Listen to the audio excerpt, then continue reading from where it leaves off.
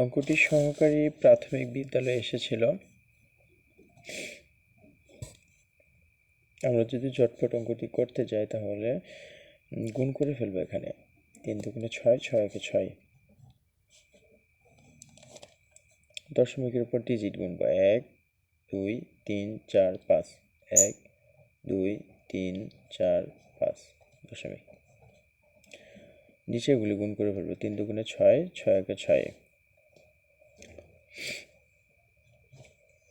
Digit গুনবো 1 2 3 4 5 6, 1 2 3 4 5 6, 1 2 3 4 5, এটাকে 6 digit বানাইলাম। 1 2 3 4 5 6। এখন উপরে শুধু সংখ্যাগুলি রাখবো। 60 নিচে আছে 6। এখন যদি আমি 60কে 6 দিয়ে ভাগ করি আমাদের উত্তর আসে 10। এটাই হবে উত্তর।